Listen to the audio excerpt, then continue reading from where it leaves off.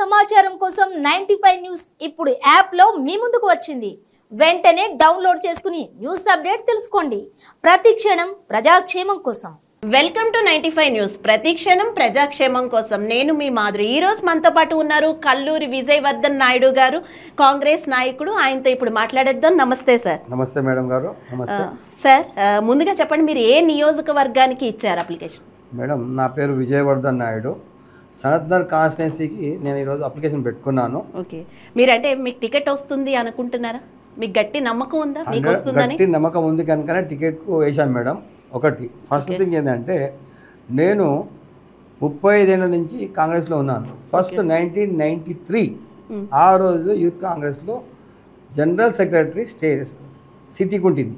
Okay, ఆ తర్వాత 5 years చేశాను. ఆ తర్వాత ఇంకో 5 ఇయర్స్ స్టేట్ చేశాను, general secretary state youth Congress. Okay, ఆ తర్వాత అంచెలంచెలు పెరుగుకుంటూ నేను ఒక స్టేజ్కి వచ్చాను. తర్వాత అదృష్టం బాగుండి మారి రాజశేఖర రెడ్డి గారు, వైఎస్ రాజశేఖర రెడ్డి గారు సీఎం అయ్యారు.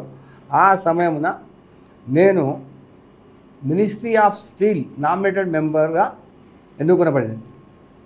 తర్వాత అదేవిధంగా స్టేమ్ ఐఎస్టీ పెరుగుకుంటూ ఈ స్టేజ్కి వచ్చాను.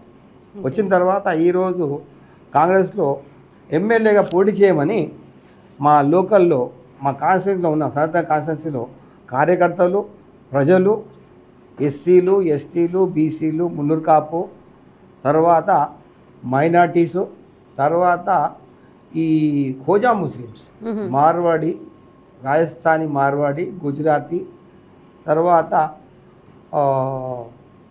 వైశ్యాస్, ఇలా అందరూ మాకు మంచి లింక్స్ ఉన్నాయి. అనుకూలంగా ఒకరికొకరు మంచి ప్రేమతో ఉన్నాము కాన్స్టిట్యున్సీలో ఇన్నేళ్ళు చేసినప్పటి నుంచి.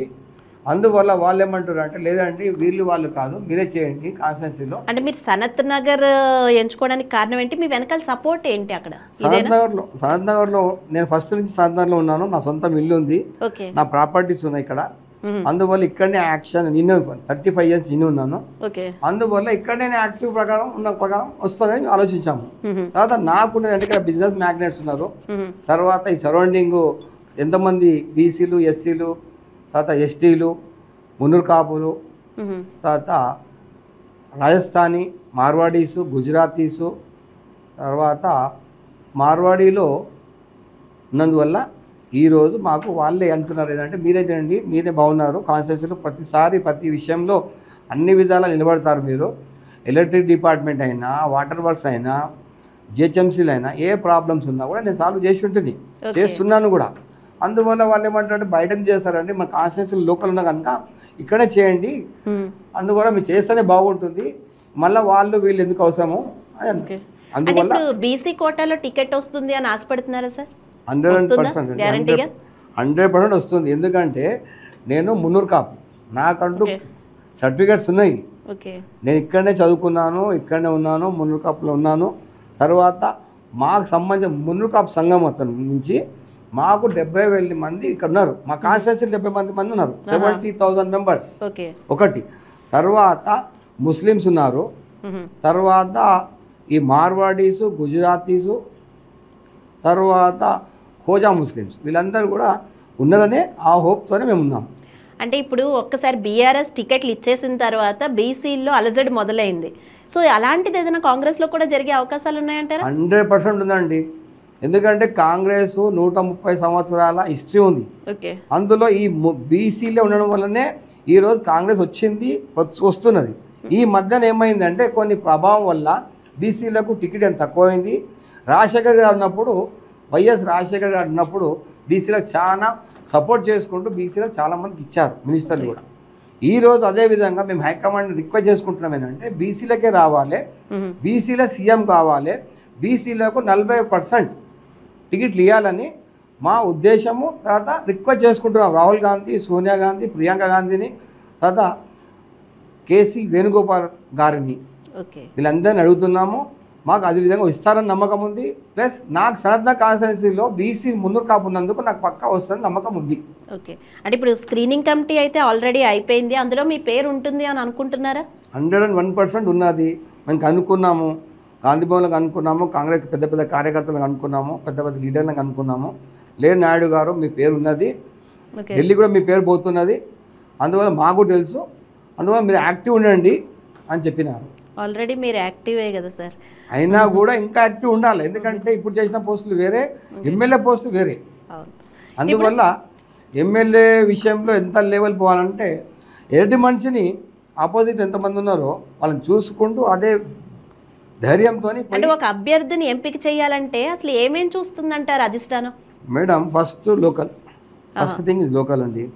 సెకండ్ ఏంటంటే ఎన్ని రోజుల నుంచి కార్యకర్త మంచి పని చేస్తున్నాడు, ఏ విధంగా చేస్తున్నాడు, మరి క్రిమినల్ కేసులు ఉన్నాయా, ల్యాండ్ గ్రాబరా, పోలీస్ కేసులు ఉన్నాయా, మర్డర్ కేసులు ఉన్నాయా, ఇవన్నీ చూస్తారు. చూసిన తర్వాత మంచి బాలుడు అంటేనే ఆ తర్వాత ఫస్ట్ పోతుంది, ఆ తర్వాత నెక్స్ట్ బై నెక్స్ట్ చూసుకున్న తర్వాత ఢిల్లీకి, ఆ తర్వాతనే పోతుంది. ఫస్ట్ ఢిల్లీకి పోదు, ఇక్కడ మొత్తం వాష్ అయిన తర్వాతనే లాస్ట్కు ఢిల్లీకి పోతుంది. ఆ తర్వాత పెద్దవాళ్ళ ఆశీర్వాదము ప్లస్ ఇంకోటి ఏంటంటే ఫస్ట్ థింగ్ ఏంటంటే నేను చెప్పడము ఇన్ని రోజుల విషయం ఒకటి. ఇప్పుడు రాహుల్ గాంధీ వచ్చిన కాడ నుంచి ఎంత యాక్టివ్ అయినామంటే భారత్ జోడో హాస్య आज जोड़ो, తర్వాత मोहब्बत और खुलूस, मोहब्बत की दुकान खोल दिए और नफरत की दुकान बंद कर दीजिए, नफरत की दुकान बंद कर दीजिए, मोहब्बत की दुकान खुल गया. ये मोहब्बत हर आदमी ప్రతి ఒక్కరు కూడా ప్రేమ అభిమానంతో వస్తున్నారు కాంగ్రెస్లో, వస్తుంది కనుకనే ఈరోజు మేము గెలుస్తామని నమ్మకం ఉంది. ఇంకొకటి అన్నిటికన్నా మెయిన్ విషయం ఏంటంటే ఈరోజు కాంగ్రెస్ రావాలి అనడానికి కారణం ఏంటంటే తెలంగాణ ఇచ్చిన సోనియమ్మ తల్లికి ఆమె రుణం తీర్చుకోవాలని ప్రతి ఒక్క కార్యకర్త దృఢ నిశ్చయంతో ఉన్నాడు.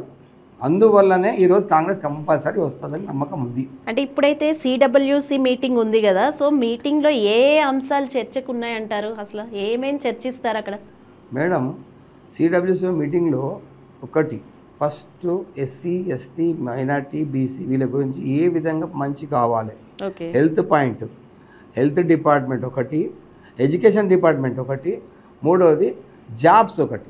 ఈ మూడు చాలా చాలా ఇంపార్టెన్స్ ఇవి. దీని గురించే సిడబ్ల్యూసీ మీటింగ్ అవుతుంది. ఇంకొక సూత్రం ఏంటంటే వీళ్ళకు గ్యాస్ సిలిండర్ 500కి ఇవ్వాలి, తర్వాత ఏమేమి చేయాలి అనేది 17th నాడు ఆర్గ్యుమెంట్ అవుతుంటాయి. ఆ రోజు ఫైనల్ డిసిషన్ ఇస్తారు. అంటే ఇప్పుడు కర్ణాటక ఎలక్షన్స్ అయిన తర్వాత చాలా మందికి ఆశ వచ్చింది మళ్ళీ కాంగ్రెస్ వస్తుందేమో అని, కానీ మళ్ళీ ఇప్పుడైతే ప్రజెంట్ ఓన్లీ కాంగ్రెస్ వాగ్దానాలు చేయడమే తప్ప అక్కడ ఏమీ చేయలేకపోతుంది అని మరో టాక్ వస్తుంది. మీరేమంటారు దాని గురించి? 100% రాంగ్ అండి. ఎందుకంటే ఆల్రెడీ కన్నా చూడండి, ఇవాళ ఈరోజు బస్సుల గురించి ఫ్రీ చేశారు, అక్కడ గ్యాస్ సిలిండర్ తక్కువ చేశారు. చూడండి ఈరోజు ఎంక్వైరీ చేయండి, మీకు తెలిసి ఉంటుంది కదా ఆల్రెడీ కర్ణాటకలో ఏ విధంగా ఎన్ని మాట చెప్పినరో ఆ ప్రతి ఒక్క మాట ప్రకారం నడుస్తుంది. ఇంకొకటి అన్నిటికన్నా ముఖ్యమైన విషయం ఏంటంటే రాహుల్ గాంధీ అయినా కానీ సోనియా గాంధీ గారు అయినా కానీ మాట ఇస్తే మాట తప్పరు అనే ఇది అందరికీ తెలిసిన విషయం. ఆ రోజు కూడా సోనియా గాంధీ ఈరోజు ప్రజలు చనిపోతుంటే అవి చూసి అయ్యో నా పిల్లలు బాధపడుతున్నారు చనిపోతున్నారు అనే ఉద్దేశంతో మాట ఇచ్చి ఆమె తెలంగాణ ఇచ్చిన మనిషి. ఈరోజు అదే విధంగా ఈరోజు ప్రజలకు ఏం ప్రాబ్లమ్స్ ఉన్నాయి చూసింది కనుకనే ఆమె ఈరోజు మాట ఇస్తుంది, ఆ మాట నిలబెట్టుకుంటారు. ఓకే, ఇప్పుడు అంటే బీఆర్ఎస్ నుంచి చాలామంది ఇందులోకి వస్తున్నారు కదా, కాంగ్రెస్ గెలుపుకి ఇదేమైనా నాంది అవుతుందంటారా? 101% మేడం. ఎందుకంటే భారత్ జోడో హాస్య आज जोड़ो ఏ రోజు వచ్చిందో రాహుల్ గాంధీది, ఆ రోజు నుంచి మళ్ళీ పుంజుకోవడం స్టార్ట్ అయింది కాంగ్రెస్. ఆ తర్వాత రాహుల్ గాంధీ గారు 3800 కిలోమీటర్లు పాదయాత్ర చేసినప్పటి నుంచి ప్రతి ఒక్కరికి ఏమైందంటే అరే రాహుల్ గాంధీ తిరుగుతున్నాడు ఈ విధంగా ఎందుకు అని కనుక్కున్న తర్వాతనే ఓహో ఇట్లా ఉందా, ఈ ప్రాబ్లమ్స్ ఉన్నాయా, అందువల్ల చేద్దామా అనే ఒపీనియన్తో ప్రజలు స్వతహాగా వచ్చి రేపు ఎప్పుడు వస్తుంది ఎలక్షన్స్ అని ఎదురు చూస్తున్నారు. ఎలక్షన్స్ రాగానే ఫస్ట్ వేసేది ఓటు కాంగ్రెస్కే అనే నమ్మకం మాకుంది, ప్రజలకు కూడా నమ్మకం ఉంది. ఈసారి కాంగ్రెస్ వస్తుంది. అదే రాహుల్ గాంధీ భారత్ జోడో యాత్ర చేసిన తర్వాత కాంగ్రెస్ పికప్ అయ్యింది అని అంటున్నారు చాలా మంది కాంగ్రెస్ సభ్యులు. మీరేమంటారు? అది 100% కరెక్ట్ మేడం. ఎందుకంటే ఏనాడు భారత్ జోడో స్టార్ట్ చేసిండో ఆ రోజు నుంచి అతను వెళ్ళడం స్టార్ట్ అయింది. ఆ తర్వాత ఆయన చేసే విధానాన్ని బట్టి ప్రతి ఒక్కరు అబ్జర్వ్ చేశారు. 4000 కిలోమీటర్లు తిరగడం అంటే సమాజం మామూలు మాట కాదు. ఆ తర్వాత అర్థమైంది ప్రజలకు ఏంటంటే ఏమవుతుందని ప్రతి ఒక్కరు అబ్జర్వ్ చేసిండ్రు. తర్వాత రాహుల్ గాంధీ కూడా ప్రతి ఒక్కరిని ప్రతి దగ్గర పోయి ఏమేమి ప్రాబ్లమ్స్ ఉన్నాయో చూసిన తర్వాత ఆయనకు అబ్జర్వ్ అయిన తర్వాతనే దీని విధంగా వచ్చింది. ఈరోజు ప్రజలందరూ వెయిట్ చేస్తున్నారు ఏంటంటే ఎప్పుడు ఎలక్షన్స్ వస్తాయి, ఎప్పుడు రాహుల్ గాంధీ ప్రైమ్ మినిస్టర్ చేయాలి, తెలంగాణలో కాంగ్రెస్ తేవాలి. ఇప్పుడు సనత్ నగర్ నుంచి ఎన్ని వచ్చాయి సార్? సనత్ నగర్లో ఇప్పుడు 8 మంది వేసామండి, 8 మెంబర్స్. నాది సెకండ్లో నడుస్తుంది. అదే షూటింగ్ అయిపోయిందని చెప్పిండ్రు. ఒకవేళ మీకు టికెట్ రాకపోయినా సరే మీరు అధిష్టానం పట్ల ఇంతే అభిమానంతో ఉంటారా? 100% మేడం. ఇవాళ టికెట్ విషయం వచ్చింది మాట్లాడుతుండ్రు. మేము 30 ఏళ్ళ నుంచి ఇదే పార్టీలో ఉన్నాం. ఎంతోమంది పార్టీలు వచ్చి మాతో రిక్వెస్ట్ చేసి ఎంతోమంది ఎన్ని విధాల ఆశ చూపించినా కూడా మేము ఏనాడు కూడా మేము ఏ పార్టీలో పోలేదు. ఎందుకంటే మాది ఒకటే మాట మీద ఉన్నాము, మనము తిప్పాము. మాకు దేవుని దయ ఉంది, అది ఆశీర్వాదం ఉంది. ఫస్ట్ నుంచి ఒకటే భాష, ఒకటే మాట. కాంగ్రెస్ పట్ల మీరు ఇంత మక్కువ చూపించడానికి గల రీజన్స్ ఏంటంటారు? లేదు మేడం, నాకు అంటూ మనిషికి ఒక ఉంటుంది, మన ఎథిక్స్ ఉంటాయి కదా, ఆ ఎథిక్స్ ప్రకారమే మేము పోతున్నాం. ప్రతి మనిషికి ఒక ఎథిక్స్ ఉంటాయి. ఆ విధానంగానే మేము ఈరోజు కూడా ఫస్ట్ నుంచి ఉన్నాము, రేపు ఉంటాము. రేపు చివరకు కూడా కాంగ్రెస్ చనిపోవడం కూడా కాంగ్రెస్లోనే. మనం అంటే శుభసూచకంగా మాట్లాడుకుంటే ఒకవేళ మీకు టికెట్ వస్తే కనుక మీరు ఎమ్మెల్యే అయితే ఏం చేస్తారు ప్రజల కోసం, అది చెప్పండి సార్. నిజంగా చెప్పాలా మేడం? చెప్పండి సార్. నేను చెప్పేది ఒకటే మేడం, నా ప్రజలకు అన్ని విధాల నేను వెన్నుదన్ను ఉంటాను. ఒకటి water works, electric department, drainage department, ఎన్ని విధాలు ఏ డిపార్ట్మెంట్ ఉన్నాయో మెయిన్ థింగ్ ఈజ్ జిహెచ్ఎంసీలో ఇండ్లు కట్టుకునేటోళ్ళకు ప్రతి ఒక్కరికి అండదండగా ఉంటానని మాటిస్తున్నాను. ఇప్పుడైతే బీఆర్ఎస్ బీజేపీ కూడా గట్టి పోటీ ఉన్నాయి. సో ఇప్పుడు మీరు గెలవగలను అనుకుంటున్నారా ఇలాంటి టైంలో? 101%. ఎందుకంటే మేడం చూడండి, ఈరోజు సెంట్రల్లో ప్రధానమంత్రి గారు ఏం చేస్తున్నారు, ప్రతి ఒక్కటి అమ్మేస్తున్నారు. ఎల్ఐసి అమ్మేశారు, బిఎస్ఎన్ఎల్ అమ్మేశారు, అది అమ్మేశారు. ఏమైనా ఆదాని అంబానీ ఇదేనా? ఈ దేశము 130 సంవత్సరాల నుంచి ఉన్నప్పుడు 70 ఏళ్ళ నుంచి పార్టీలు నడుస్తున్నాయి, విన్నారా? అందులో 40 ఏళ్ళు కాంగ్రెస్ పరిపాలించింది. ఈరోజు ప్రతి ఒక్కటి సూది కానించి మేడం కాంగ్రెస్ చేసింది. బిల్లులు కట్టింది, కన్స్ట్రక్షన్ ప్రతి ఒక్కరు చేసింది. నాగార్జున సాగర్ చేసింది. చిన్న ఎగ్జాంపుల్ చెప్తున్నా, నాగార్జున సాగర్ ఇక్కడ చేసింది. ఇంతవరకు ప్రాజెక్ట్ కట్టారా? ఎన్ని ప్రాజెక్ట్ కట్టారు? ఎలక్ట్రిక్ ఎట్లా వచ్చింది? ఈరోజు ప్రతి గ్రామానికి పోతుందండి ఎలక్ట్రిసిటీ. ఎట్లా పోయింది? 60 ఏళ్ళు వీళ్ళు కష్టపడింది ఎట్లా వచ్చింది? ఈ 10 ఏళ్ళ నుంచి వచ్చింది ఎలక్ట్రిసిటీ. ఎప్పటి నుంచి ఉంది ఎలక్ట్రిసిటీ? అందువల్ల వీళ్ళు ఏం చేయరు, ఉట్టిగా ఏదంటే ఒక అడ్డా పెట్టేసారు, ఏదంటే హిందూ ముస్లిం, అంతే తప్ప వేరే ఏది లేదు. నిజంగా చెప్పాలంటే సబ్కా సాత్ सबके साथ रहना, ये मोहब्बत है, मोहब्बत के साथ हम लोग हैं. ये कांग्रेस की मामला है. ఓకే, చివరిగా చెప్పండి సార్, కాంగ్రెస్కి ఓట్ వేయాలి అనుకునే వారికి మీరు ఏం చెప్తారు? ఒకటే మేడం కాంగ్రెస్కు ఇవాళ గెలిపేయాలి. ఒకటే మాట, తెలంగాణ ఇచ్చిన తల్లికి రుణం తీర్చుకోవాలి. ఎన్ని ఏళ్ళ నుంచి మనం ఎదురు చూస్తున్న తెలంగాణ 1960 నుంచి చూస్తున్నాం. 60 ఏళ్ళు 50 ఏళ్ళు 60 ఏళ్ళ నుంచి తెలంగాణ అనే మాటకు విలువ ఇచ్చిన సోనియా గాంధీకి ఈరోజు రుణం తీర్చుకోవాలని మా ఉద్దేశము. ప్రజలకు కూడా రెడీ ఉన్నారు. ఈ ఉద్దేశాన్ని సోనియా గాంధీ గారికి ఇవ్వడానికి, గిఫ్ట్ ఇవ్వడానికి ఈరోజు ప్రతి ఒక్కరు కార్యకర్తలు ఉన్నారు, ప్రజలు కూడా ఉన్నారు. ఇప్పుడు బీఆర్ఎస్ అయితే చాలా ముందే ఇచ్చింది, అందరికన్నా ముందే టికెట్లు ఇచ్చేసింది. కానీ కాంగ్రెస్ ఎందుకు ఇంత లేట్ చేస్తుంది? రీజన్ ఏంటంటారు? మేడం గారు ఒక విషయం చెప్తానండి మేడం, నా జీవితంలో టికెట్లు 3 నెలల ముంగలు ఎప్పుడు ఇవ్వలేదు. ఎందుకయ్యా అంటే అప్పుడు ఆ మూమెంట్ 21 డేసా 23 డేస్ ముంగల్ని, ఆ తర్వాత 2 రోజుల ముంగల 3 రోజులు అట్లా ఉంటుండే. ఇప్పుడు రోజుకి ఏమైందంటే బీఆర్ఎస్కి ఏం భయం అయిపోయిందంటే కాంగ్రెస్ ఏడా క్యాప్చర్ అయిపోతుందో అనే భయంతో జల్లి డిక్లేర్ చేసింది. అసలు కొంతమంది ఏమంటున్నారంటే కాంగ్రెస్ కనుక ముందు ఇచ్చేస్తే ఇందులో మళ్ళీ గొడవలు అవుతాయి అని భయపడి కూడా ఇవ్వట్లేదు అంటున్నారు. అందుకే చెప్తున్నాను మేడం, నేను చెప్తానండి, 114 సీట్లు ఇచ్చారు, డిక్లేర్ చేశారు ఉన్న వాళ్ళని. అయితే ఎందుకు ఇచ్చారంటే కారణం ఏంటంటే ఇప్పుడు టికెట్లు ఇవ్వలే కదా అనుకోండి, ఒక నిమిషం వాళ్ళందరూ జంప్ అవుతారు కాంగ్రెస్ అనే భయానికి. ఆ జంప్ అనే భయానికి అతను ఏం చేశారంటే ఫస్ట్ డిక్లేర్ చేశారు. అందువల్ల ఇప్పుడు మేమేమంటున్నామంటే మా జంపు లేదు. ఇప్పుడు వాళ్ళే మార్కు వస్తుంది, చాలామంది బీఆర్ఎస్ వాళ్ళు అంతా వచ్చేస్తున్నారు, బీజేపీ వాళ్ళు వస్తున్నారు. ఎందుకంటే మాది పేరు వచ్చేసింది, పేరు మన స్టార్ట్ అయిపోయింది, మళ్ళీ కాంగ్రెస్ వస్తుందని నమ్మకం ఉంది. ఆ నమ్మకంతో మేమేంటారంటే బీఆర్ఎస్ వాళ్ళు మొదటి వస్తున్నారు. వాళ్ళే చూడండి ఎంతమంది వచ్చారో బీఆర్ఎస్ నుంచి. ఇప్పుడు ఎంతమంది వచ్చారు, ఇంతమంది వచ్చారు చూడండి మీరు. అదే ప్రకారం ఒకటే నాకు అర్థమైందంటే మేము లాస్ట్కి 1 మంత్ వరకు అంత తర్వాతనే ఇస్తాం. 1 మంత్ అయిన తర్వాత 1 మంత్ ఎలక్షన్స్ ఉన్నప్పుడు ఇస్తాం. ఫస్ట్ ఇచ్చుకొని ఇళ్ళకెళ్ళి జంప్ అవుతారా, అళ్ళకెళ్ళి జంప్ అవుతారా. ఇప్పుడు ఏమైందంటే కాంగ్రెస్లో ఆల్రెడీ అసెంబ్లీ స్టార్ట్ అవుతాయి. కాంగ్రెస్లో అయినా, బీఆర్ఎస్లో అయినా, టీఆర్ఎస్లో అయినా, బీజేపీలో అయినా. కానీ వర్త్ని బట్టి మనుషులు డిక్లేర్ చేస్తారు ఒకటి. తర్వాత ఇంత అర్జెంటుగా ఇప్పుడు 3 నెలల ముంగల 2 నెలల ముంగల ఉంది, ఇంత జల్దీ ఎవరు చేయరు. ఎందుకంటే భయం ఏముందంటే ఆయనకు ఎక్కడ జంప్ అయిపోతారు కాంగ్రెస్లో, మా పని అయిపోయింది. ఎందుకంటే మాకు కుంభకోణాలు ఎక్కువైపోయినాయి. ఈ కుంభకోణాలు బయటపడతాయి భయానికి వీళ్ళందరూ మెల్లగా కాంగ్రెస్లో చేరుతున్నారు. ఆ కాంగ్రెస్లో కూడా కొంచెం అసమ్మతులు ఉన్నాయి, లేవని కాదు. కానీ దాన్ని రాహుల్ గాంధీ గారు నిలబెట్టి కూసబెట్టి మర్యాదగా అన్ని విధాలా సెట్ చేస్తారని మా నమ్మకం ఉంది. అందువల్ల వీళ్ళు ఫస్ట్ విడతలో ఎన్ని ఇస్తారంటారు మేడం? ఫస్ట్ విడతలో 30 నుంచి 40 ఇస్తారు. అది లెక్క ఉంది మేడం. ఎందుకంటే ఫస్ట్ ఆల్రెడీ సీనియర్స్ ఉన్నారు. ఆ సీనియర్ ఎంతమంది ఉన్నారో ఆ సీనియర్ బట్టి వాళ్ళు ఏం చేస్తారంటే షూటింగ్ చేసి 40 మందికో 30 మందికో ఇస్తారు. తర్వాత second list, third list, totally 190 వరకు థర్డ్ లిస్ట్, ఆ ఫోర్త్ లిస్ట్ పెడతారు. ఎందుకంటే అన్ని విధాల అర్హులు వీళ్ళు గెలవగలుగుతారు, వీళ్ళ కెపాసిటీ ఉన్నది, మందబలము అన్ని బలం ఉన్నది, అంగబలం ఉందని చూసిన తర్వాతనే వాళ్ళు డిక్లేర్ చేస్తారు. అందుకే ఒకటేసారి ఇయ్యరు, దాన్ని స్టెప్ బై స్టెప్ ఇచ్చి. అంటే బీఆర్ఎస్లో సిట్టింగ్లకే ఇచ్చారు కదా ఎక్కువగా సీట్లు, దానివల్ల ఏమైనా వాళ్ళ స్ట్రాటజీ ఏంటంటారు అసలు ప్లాన్?